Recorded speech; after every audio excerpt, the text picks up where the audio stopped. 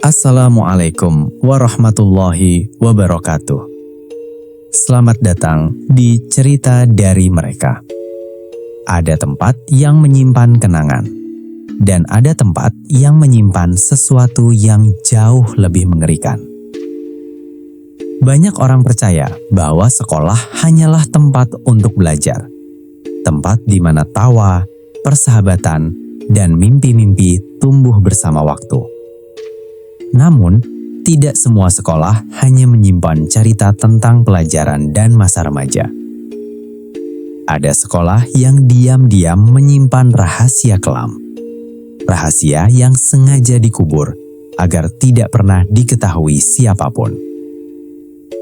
Malam ini, kami akan menceritakan sebuah pengalaman yang bermula dari rasa penasaran beberapa siswa yang ingin membuktikan sebuah legenda di sekolah mereka.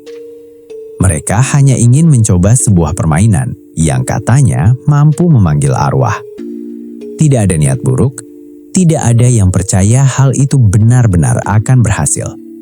Mereka menganggap semuanya hanyalah candaan sebelum pulang sekolah.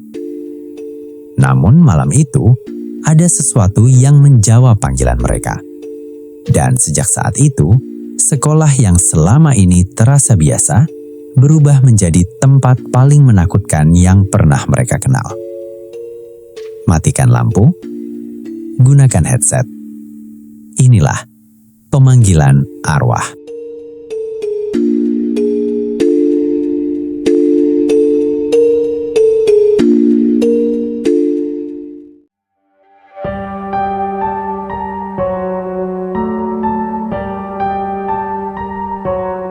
Seandainya waktu bisa diputar kembali, aku tidak akan pernah melangkahkan kaki ke ruang kelas itu pada malam hari.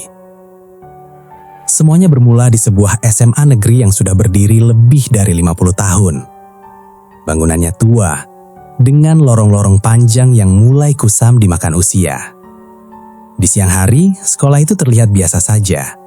Suara bel berbunyi, tawa para siswa memenuhi halaman, dan para guru berlalu lalang seperti sekolah pada umumnya. Namun ketika matahari mulai tenggelam, suasananya berubah drastis. Lorong yang siang tadi ramai mendadak sunyi. Angin berhembus melewati jendela-jendela kayu yang sudah lapuk, menimbulkan suara berderik yang panjang. Lampu-lampu neon berkedip tanpa alasan yang jelas. Bahkan penjaga sekolah selalu mengunci gedung utama lebih cepat daripada sekolah lain. Ada satu ruangan yang paling dihindari. Kelas 3B. Menurut cerita yang diwariskan dari angkatan ke angkatan, kelas itu pernah menjadi lokasi sebuah peristiwa tragis bertahun-tahun silam. Seorang siswi dikabarkan meninggal secara misterius setelah mengikuti sebuah ritual pemanggilan arwah dengan teman-temannya. Pihak sekolah menyatakan kejadian itu hanyalah kecelakaan. Tidak pernah ada penjelasan lebih lanjut. Namun gosip di kalangan siswa berkata lain. Konon, sejak malam itu, kelas 3B tidak pernah benar-benar kosong. Beberapa petugas kebersihan mengaku sering melihat seorang siswi berseragam putih abu-abu berdiri menghadap papan tulis saat gedung sudah kosong. Ketika didekati, sosok itu menghilang begitu saja. Ada pula yang mendengar suara kapur menulis sendiri di papan tulis pada tengah malam.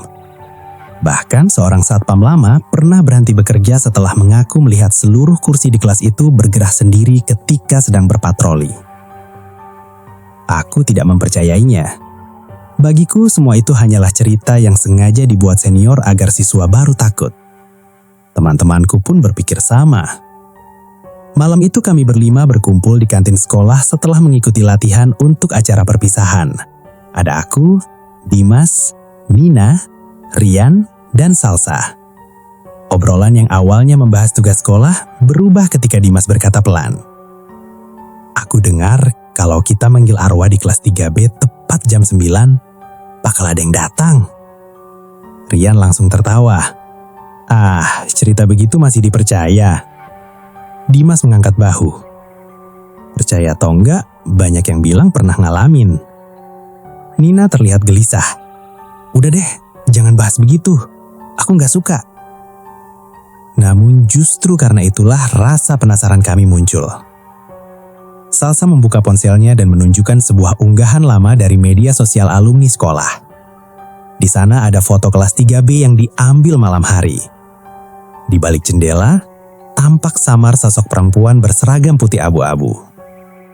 Tidak ada seorang pun yang mengaku mengedit foto itu. Ayo kita buktiin, kata Rian sambil tersenyum. Aku ikut tertawa. Kalau memang ada hantu, pasti dari dulu videonya udah viral. Tak ada satupun dari kami yang menyadari bahwa keputusan kecil malam itu akan mengubah hidup kami selamanya. Keesokan harinya kami mulai mencari tahu tentang ritual yang konon pernah dilakukan di kelas tersebut. Anehnya, hampir semua orang yang kami tanya memberikan reaksi yang sama. Wajah mereka mendadak pucat. Seorang petugas perpustakaan bahkan menolak menjawab. Ia hanya berbisik lirih. Kalau kalian masih sayang sama hidup kalian, jangan pernah sebut ritual itu lagi. Guru sejarah yang terkenal tenang pun langsung memotong pembicaraan ketika mendengar kami menyebut kelas 3B. Sudah, tidak ada yang perlu dibahas. Fokus belajar.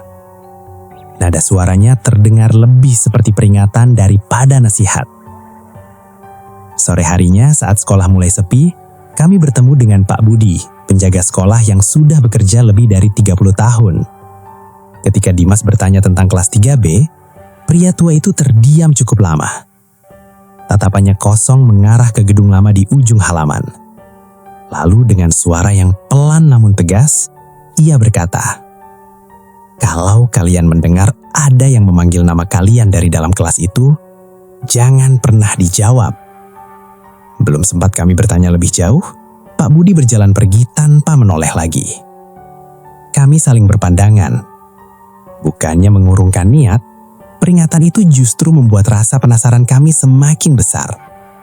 Dan tanpa kami sadari, seseorang sedang memperhatikan kami dari balik jendela kelas 3B.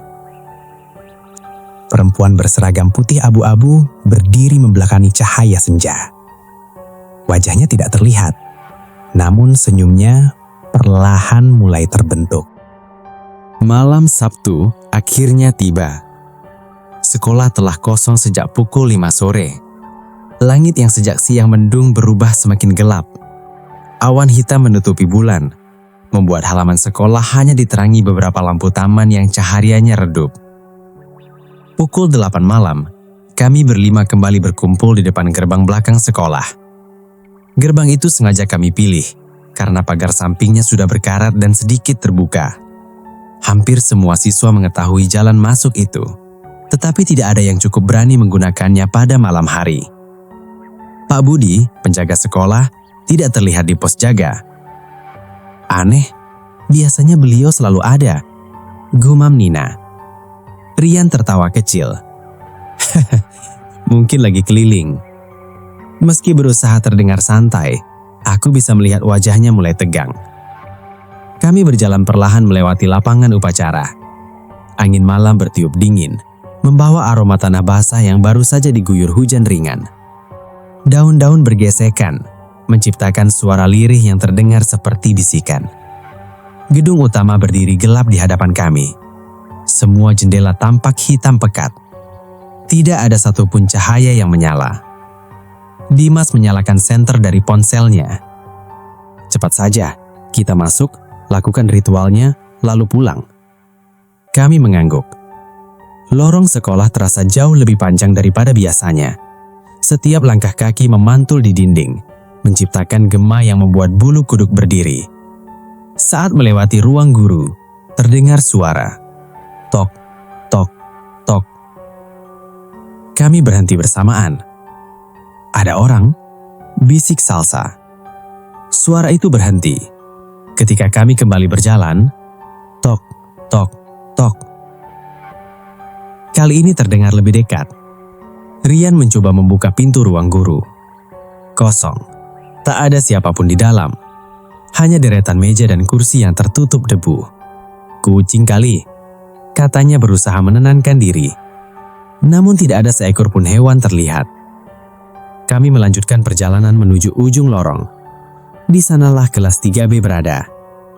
Pintu kayunya tampak usang. Cat hijau yang dulu melapisinya telah mengelupas di banyak bagian.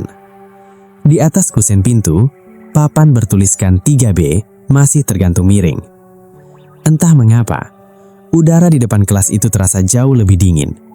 Aku bahkan bisa melihat embusan nafasku sendiri. Dimas mengeluarkan sebatang lilin putih, beberapa lembar kertas, dan sebuah mangkuk kecil. Aku dapat caranya dari cerita alumni, katanya. Nina langsung memegang lengan Dimas. Masih bisa batal kan? Dimas hanya senyum tipis. Kalau takut tunggu di luar. Nina menggeleng. Aku gak mau sendirian. Kami masuk ke dalam kelas. Ruangan itu terpenuh bau kayu lapuk dan kapur tulis.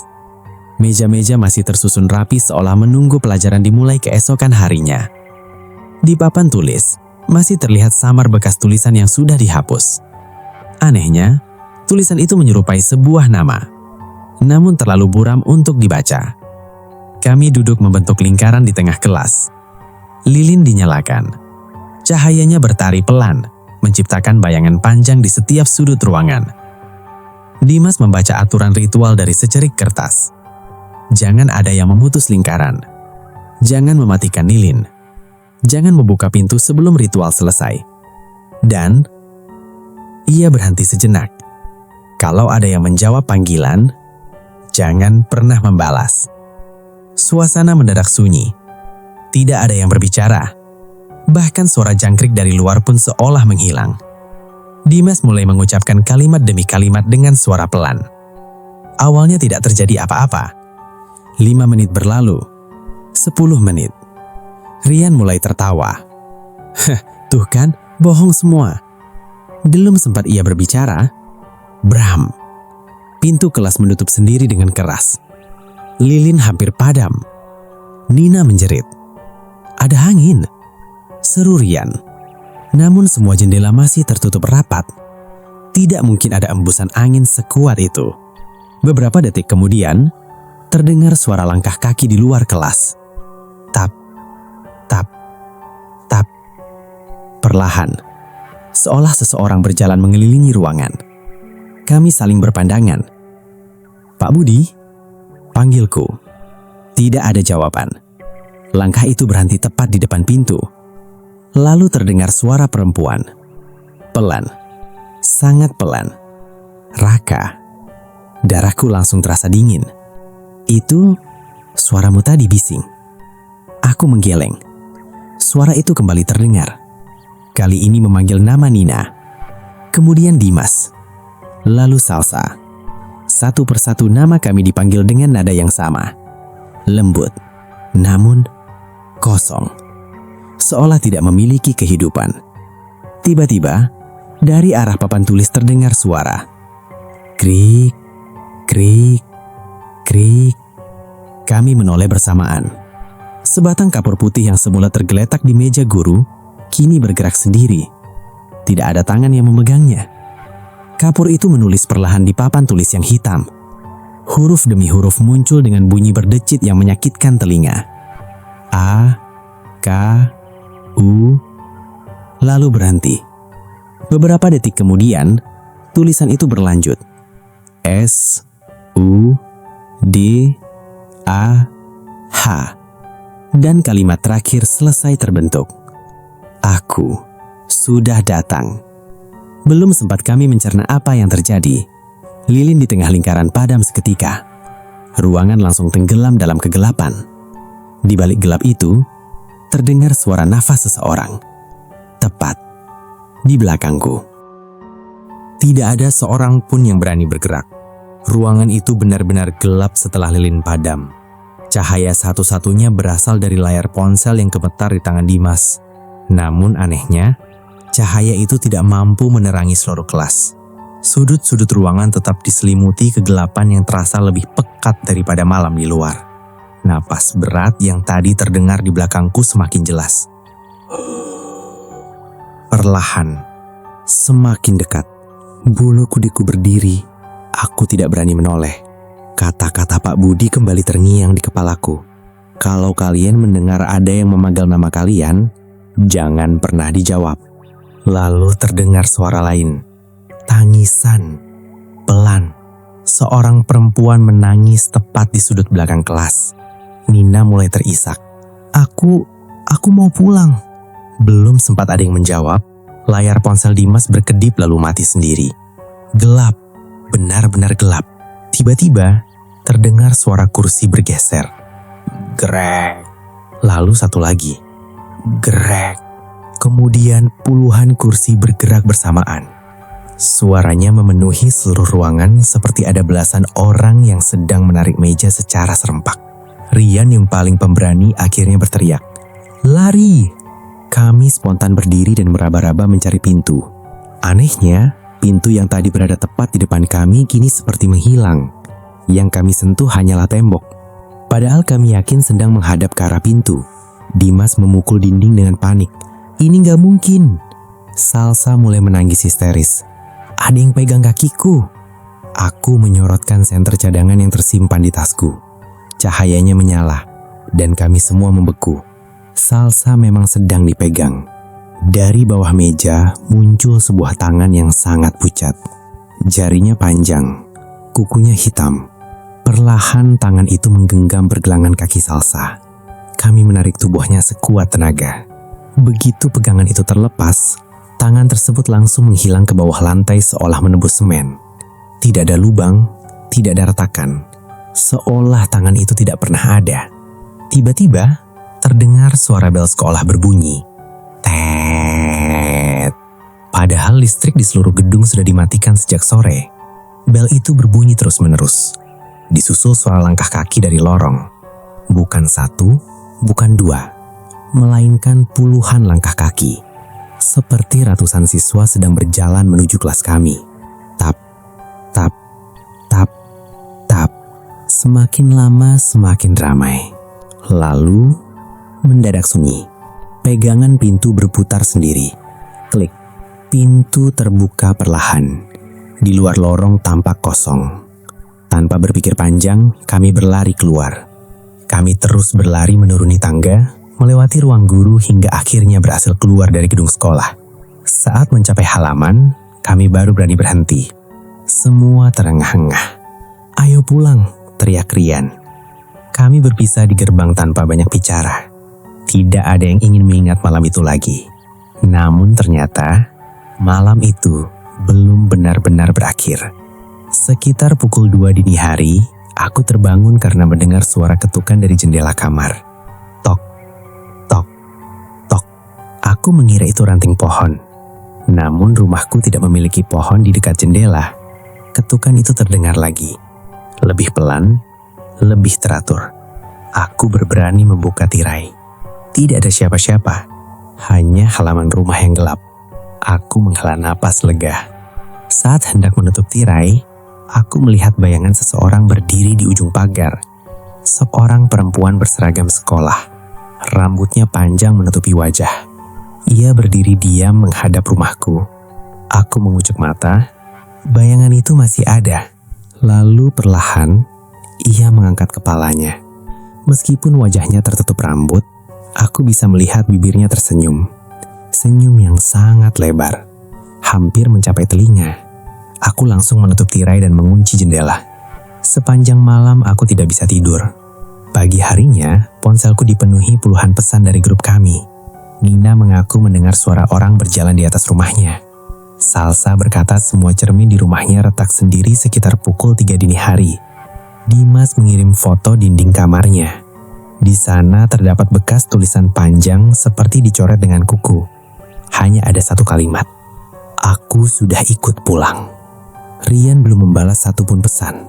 Kami mengira ia masih tidur. Namun sekitar pukul 8 pagi, telepon dari nomor ibunya masuk ke ponselku. Suara wanita itu terdengar gemetar. Raka, Rian hilang sejak tadi malam. Kamarnya kosong, tapi di dinding kamarnya ada bekas telapak tangan berlumuran tanah.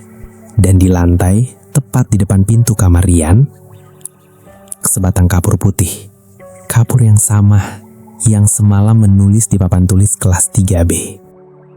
Hilangnya Rian membuat suasana sekolah berubah total. Sejak pagi, Guru-guru terlihat mondar-mandir dengan wajah tegang. Polisi datang untuk memeriksa sekolah dan rumah Rian, tetapi tidak menemukan satupun petunjuk. Tidak ada tanda-tanda penculikan. Tidak ada sidik jari asing. Seolah Rian lenyap begitu saja. Kami berempat hanya bisa saling memandang. Tidak ada yang berani menceritakan ritual yang kami lakukan malam sebelumnya. Siapa yang akan percaya bahwa semua ini bermula dari sebuah permainan memanggil arwah? Saat jam pelajaran berlangsung, aku sama sekali tidak bisa berkonsentrasi. Berkali-kali, aku merasa ada seseorang berdiri di balik jendela kelas. Setiap kali kutoleh, sosok itu menghilang. Nina bahkan pingsan ketika melihat kursi kosong di belakang kelas bergerak sendiri beberapa sentimeter. Guru menganggap itu hanya karena lantainya tidak rata. Tetapi, kami tahu, kami tidak sedang berhalusinasi. Sepulang sekolah, Dimas mengajak kami menemui Pak Budi. Pos jaga tampak kosong. Pintu terbuka sedikit. Kami masuk sambil memanggil namanya. Pak Budi? Tidak ada jawaban. Di atas meja terdapat sebuah buku tua yang sampulnya sudah menguning. Di sampingnya, tergeletak sebuah amplop coklat dengan tulisan tangan yang membuat kami merinding. Untuk siapapun yang membuka kembali pintu itu. Dimas membuka amplop tersebut dengan tangan gemetar. Di dalamnya, hanya ada beberapa lembar kertas lusuh. Tulisan itu diduga dibuat oleh Pak Budi bertahun-tahun sebelumnya. Jika kalian membaca surat ini, berarti ritual itu telah dilakukan lagi. Kalian tidak memanggil arwah biasa. Kalian membangunkan seseorang yang tidak pernah berhasil dipulangkan. Kami saling berpandangan. Nina mulai menangis pelan. Lembar berikutnya menjelaskan sebuah kejadian yang selama puluhan tahun ditutup rapat oleh pihak sekolah. 32 tahun yang lalu, seorang siswi bernama Laras dikenal sebagai murid yang pendiam dan berprestasi. Suatu malam, beberapa siswa iseng melakukan ritual pemanggilan arwah di kelas 3B. Ritual itu gagal dihentikan. Laras ditemukan meninggal keesokan paginya di dalam kelas tersebut. Tubuhnya terduduk menghadap papan tulis. Matanya terbuka lebar. Wajahnya dipenuhi ekspresi ketakutan. Yang paling mengerikan, seluruh kuku jarinya patah, seolah ia berusaha mencakar lantai untuk melarikan diri. Namun, hasil penyelidikan menyatakan kematiannya sebagai serangan jantung. Kasus itu ditutup. Nama Laras perlahan dilupakan. Tetapi, sejak saat itu, berbagai kejadian aneh mulai muncul di sekolah. Pak Budi menuliskan kalimat terakhir dengan tinta merah. Yang gentayangan bukan hanya Laras. Ada sesuatu yang menggunakan kematiannya sebagai jalan untuk tetap tinggal di sekolah ini. Tiba-tiba, brak. Pintu pos jaga menutup sendiri. Angin dingin menerpa ruangan. Lampu berkedip-kedip. Dari radio tua di sudut ruangan terdengar suara berdesis. Lalu, muncul suara perempuan yang lirih. "Tolong, jangan biarkan dia keluar." Suara itu berubah menjadi tangisan. "Jangan biarkan dia keluar." Radio tiba-tiba mengeluarkan suara melengking yang sangat keras hingga kacanya pecah. Di saat yang sama, Dimas berteriak, "Di belakang kalian!" Aku menoleh. Di luar jendela berdiri seorang siswi berseragam putih abu-abu. Rambutnya panjang menutupi wajah. Namun, kali ini kami bisa melihat sesuatu yang berbeda. Di belakang sosok itu, berdiri bayangan lain. Jauh lebih tinggi, hampir menyentuh atap bangunan. Tubuhnya hitam pekat tanpa bentuk yang jelas. Sepasang matanya menyala merah dalam gelap. Perlahan, bayangan itu meletakkan tangannya di bahu siswi tersebut. Seolah-olah, Laras bukanlah sosok yang meneror kami. Ia justru sedang ditahan, sedang dipaksa menjadi penghubung bagi sesuatu yang jauh lebih mengerikan. Seketika, seluruh kaca jendela pecah bersamaan. Perang. Kami berlari keluar dari pos jaga. Namun Dimas tidak ikut. Ia masih berdiri mematung di dalam pos. Matanya menatap lurus ke arah bayangan hitam itu. "Dinas?" teriakku. Ia tidak menjawab. Dengan langkah kaku, ia berjalan menuju gedung sekolah. Pelan, tanpa berkedip, tanpa menunjukkan sedikit pun ekspresi. Seolah ada seseorang yang sedang mengendalikan tubuhnya. Kami mencoba mengejar, namun setiap kali hampir menyentuhnya, langkah Dimas justru menjadi semakin cepat. Ia terus berjalan menuju kelas 3B. Sesampainya di depan pintu kelas, Dimas berhenti. Perlahan ia mengangkat tangan kanannya, lalu mengetuk pintu 3 kali. Tok, tok, tok. Dari dalam kelas, terdengar suara ketukan yang sama, membalas dari sisi seberang. Dan sesaat kemudian, suara Dimas berubah. Bukan lagi suara sahabat kami, melainkan suara perempuan yang pelan, serak, dan penuh penderitaan. Akhirnya, ada yang membuka pintunya lagi. Suara itu membuat kami membeku. Dimas masih berdiri membelakangi kami di depan pintu kelas 3B. Tubuhnya tidak bergerak sedikit pun, tetapi suara yang keluar dari mulutnya jelas bukan lagi miliknya. Suaranya lirih, serak, seperti berasal dari seseorang yang telah lama menangis. Aku tidak bisa pergi. Perlahan, kepala Dimas mulai menoleh. Bukan tubuhnya, hanya kepalanya. Sedikit demi sedikit, hingga akhirnya menghadap ke arah kami. Mata Dimas berubah sepenuhnya hitam. Tidak terlihat bagian putih matanya sama sekali. Di sudut bibirnya muncul senyum yang tidak wajar. Nina menjerit keras, "Dimas, sadar!" Namun tidak ada respon. Tiba-tiba pintu kelas 3B terbuka sendiri. Udara dingin menyembur keluar dari dalam ruangan, membawa bau tanah basah bercampur aroma bunga melati yang sudah membusuk. Di dalam kelas, seluruh meja dan kursi telah berubah posisi membentuk lingkaran besar. Di tengah lingkaran itu berdiri sosok siswi yang selama ini kami lihat. Seragam putih abu-abunya tampak lusuh dan penuh noda. Rambut panjangnya menutupi wajahnya. Tubuhnya gemetar pelan. Namun ketika ia mengangkat kepalanya, kami tersadar akan satu hal. Ia sedang menangis. Air matanya berwarna hitam pekat. Dengan suara yang sangat lemah, ia berbisik, "Tolong, jangan biarkan dia keluar." Belum sempat kami memahami maksudnya, lantai kelas bergetar hebat. Dinding mulai dipenuhi retakan yang menyebar ke segala arah. Dari bawah lantai, terdengar suara puluhan orang berteriak bersamaan.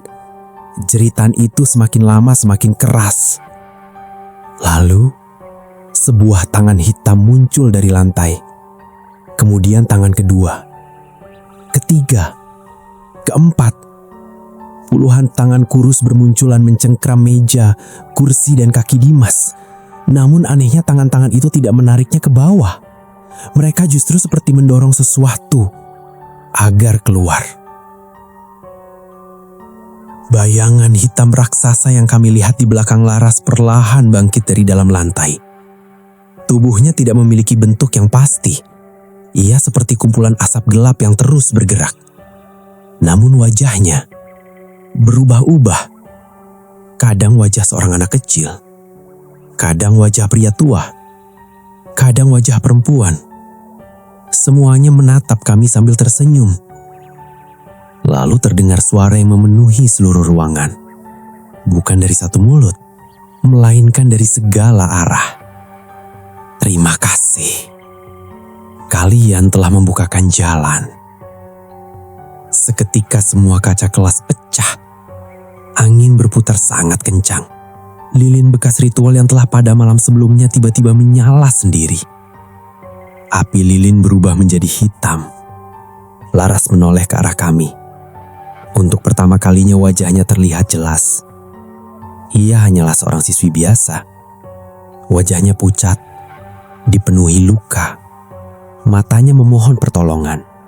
Dengan sisa tenaganya ia berteriak, "Putuskan lingkarannya!" Aku langsung teringat susunan meja yang membentuk lingkaran.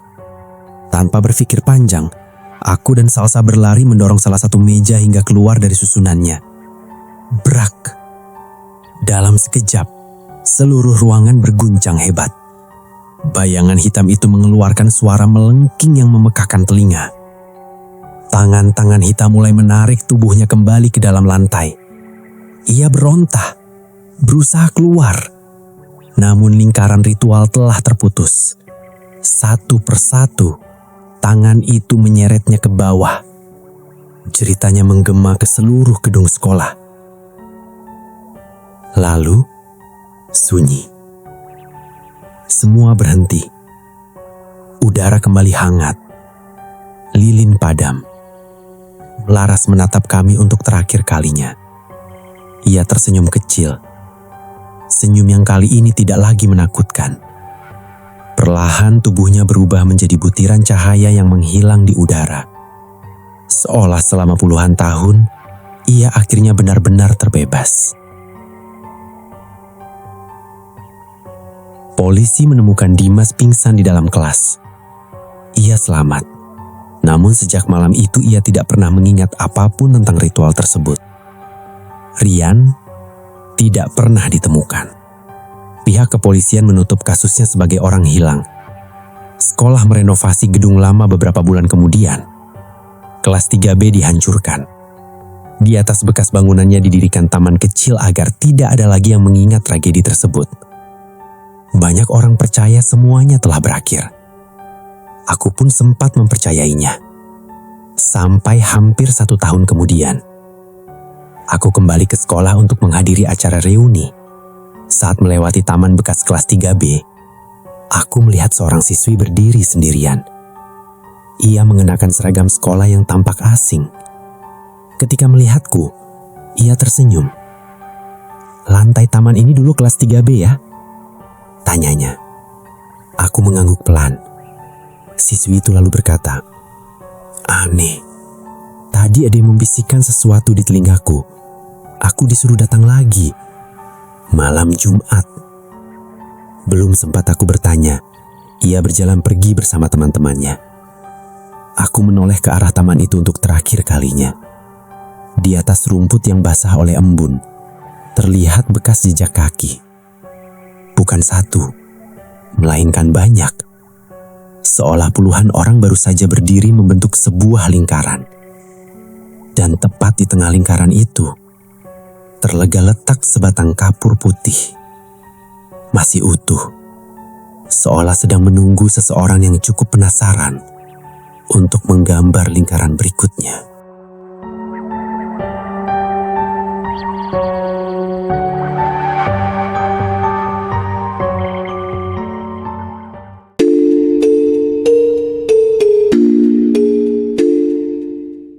Tidak semua rasa penasaran layak untuk dipuaskan. Ada pintu yang memang diciptakan untuk tetap tertutup.